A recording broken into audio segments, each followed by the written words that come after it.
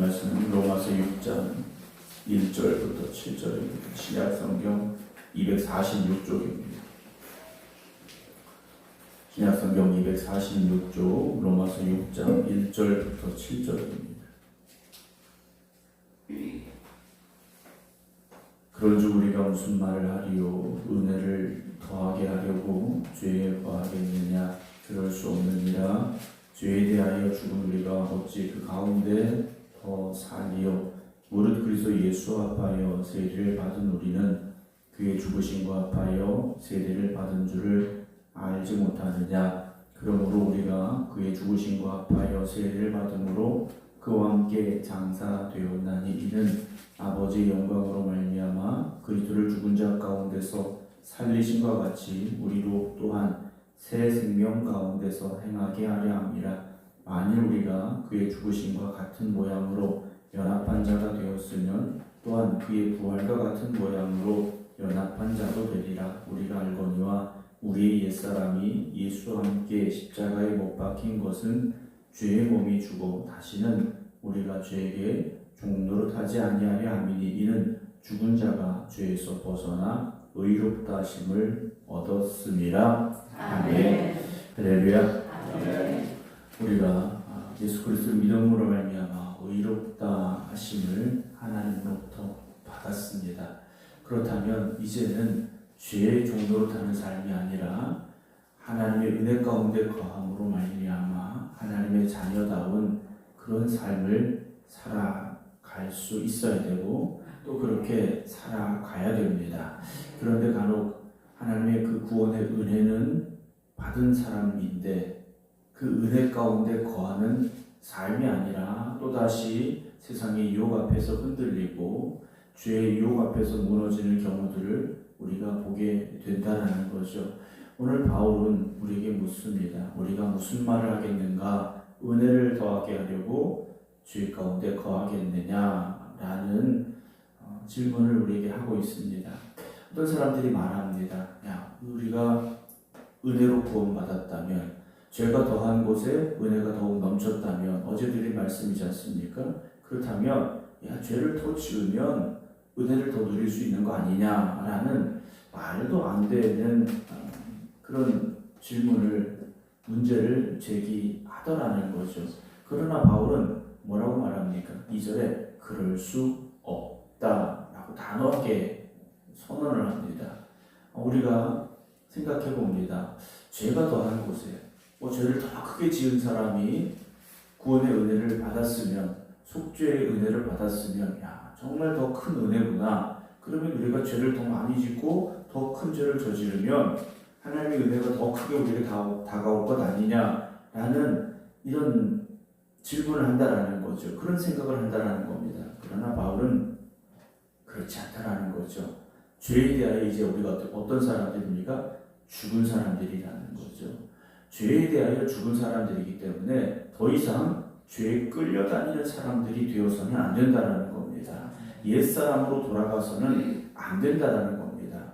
구원의 은혜라는 것은 단지 죄가 없다라는 선언이 아니라 이제는 변화되고 바뀌어서 하나님의 자녀의 자리에 서서 하나님의 은혜 가운데 거하는 삶을 살아가야 된다는 변화를 말하고 있다는 거죠. 단지 죄가 용서받았습니다. 이제는 우리가 더 이상 죄인이 아닙니다. 이것이 아니라 그 변화된 삶을 살아갈 의무와 사명이 우리에게 있다라는 거죠. 그래서 은혜를 깨달으면 깨달을수록 더욱 하나님의 자녀답게 살아가려는 노력이 우리에게 있어야 됩니다. 그래서 바울이 말하는 겁니다. 죄에 대하여 죽은 우리가 어찌 그 가운데 더 살겠느냐. 죄에 대하여 죽었는데 어떻게 더 죄 가운데 살 수 있겠는가라는 거죠. 이제는 떠나야 된다는 겁니다. 죄에서 떠나 옛사람에서 변화되어 새사람으로 하나님의 자녀다운 삶을 우리가 살아가야 됩니다. 3절에 무릇 그리스도 예수와 합하여 세례를 받은 우리는, 세례라는 것을요 주님과의 하나됨이라고 바울은 고백하고 있습니다.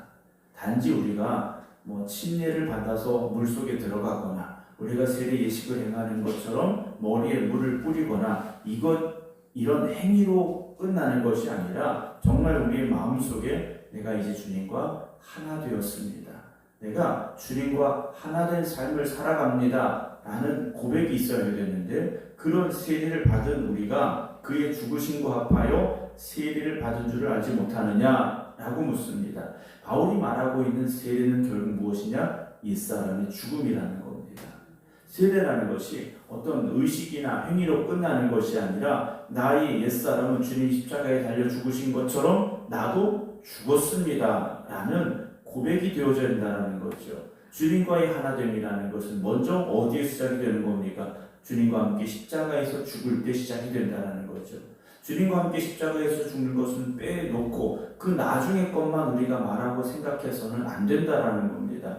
사랑하는 성도 여러분, 세례를 받는다는 것은 주님과 함께 십자가의 죽음에 함께 하는 겁니다. 거기서 우리가 죽음을 함께 고백할 수 있어야 된다는 거죠. 4절에 그러므로 우리가 그의 죽으심과 합하여 세례를 받음으로 바울이 말하는 게 뭔가 그와 함께 장사되었다라고 말합니다. 완전한 죽음이라는 거죠. 비록 우리가 육체적으로는 살아있지만 영적으로 볼 때 나의 옛사람은 주님과 함께 십자가에서 죽어지고 주님과 함께 장사되어진 그런 고백이 우리에게 분명히 있어야 됩니다.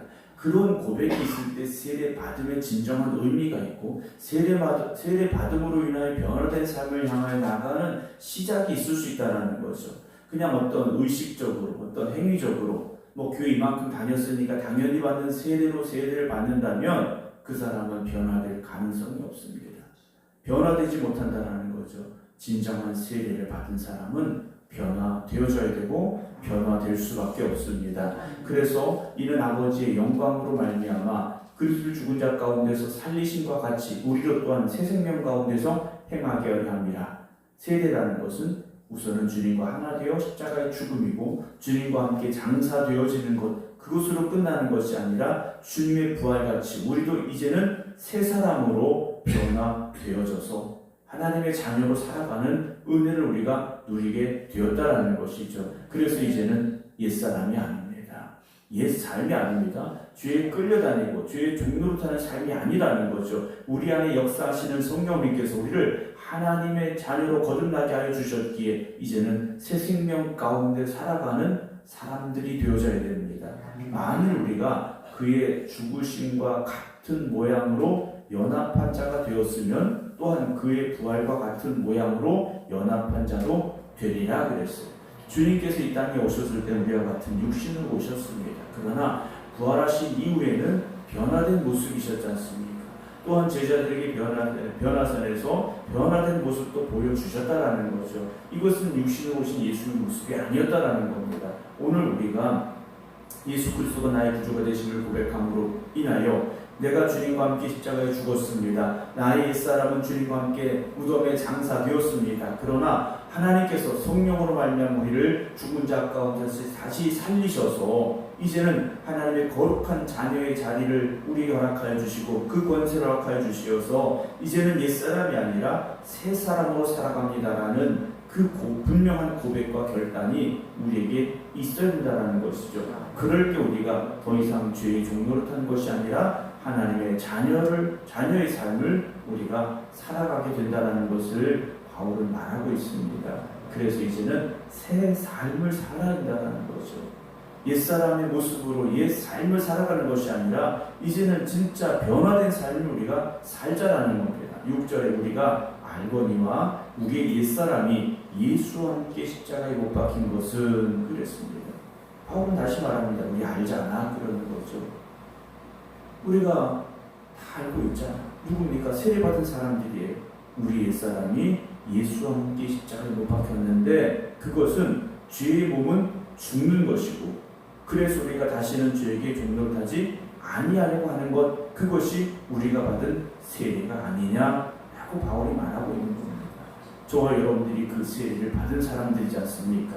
주님과 함께 십자가에 못 박힌 것은 우리의 옛사람이 죄의 몸이 죽음으로 인하여서 다시는 죄의 종노릇하는 그런 옛사람의 삶을 살지 않는다라는 그 고백 가운데 우리가 세례를 받았다라는 거죠.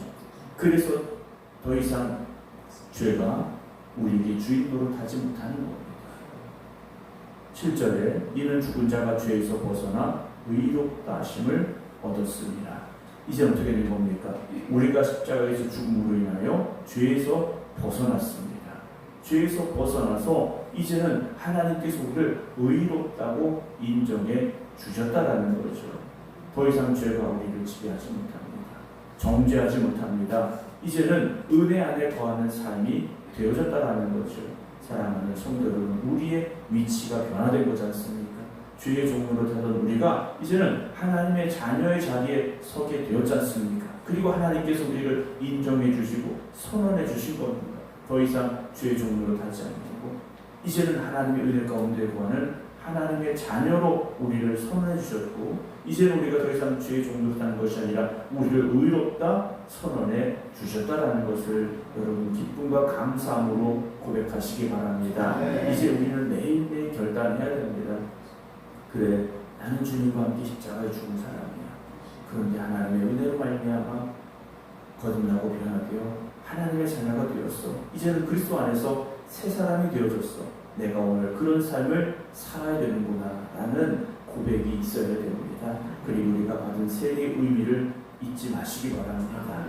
우리가 교회의 공동체가 되었다는 그 수준이 아니라 이제는 내가 직접으로 변화되어 더 이상 죄의 종로로 타지 않는 하나님의 자녀의 권세를 누리게 되었으니 그에 합당한 삶을 살겠습니다. 라는 고백을 하시기 바랍니다. 그리고 늘 죄와 맞서 싸우시기 바랍니다. 그런데 맞서 싸우기 위해서는 내 힘만 가지고 안 되지 않습니까?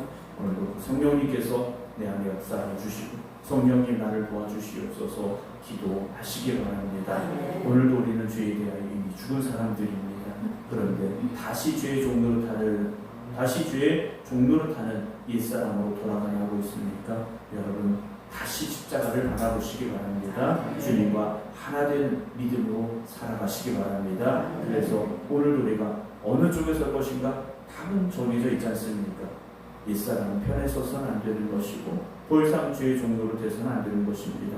오늘도 그리스도의 새 생명으로 말미암아 거듭난 우리가 하나님의 은혜 가운데 거하면서 주님과 동행하는 삶을 살겠습니다. 결단하고 그 믿음의 길로만 나아갈 수 있는 우리 모두가 되기를 주님의 이름으로 축원합니다. 기도하겠습니다.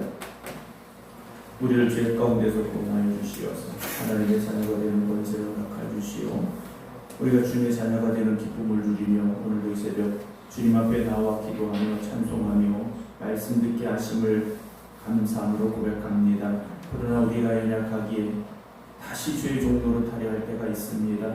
다시 옛사람의 삶을 살아가려 할 때가 있습니다. 그 유혹 앞에 우리가 흔들리지 아니하게 하시고 이제 우리가 죄에 대하여 더 이상 종로로 타지 아니하는 하나님의 자녀가 되는 권세를 받았으니 이제는 하나님께서 우리를 의롭다고 선언해 주셨으니 그에 합당한 믿음으로 살아가는 저희를 되게 하여 주시옵소서. 날마다 악한 마귀와 싸워 승리하게 하시고 죄의 권세와 싸워 이길 수 있는 저희들 되게 하여 주시옵소서. 오늘 주님께서 우리에게 허락하신 거룩하고 복된 날입니다.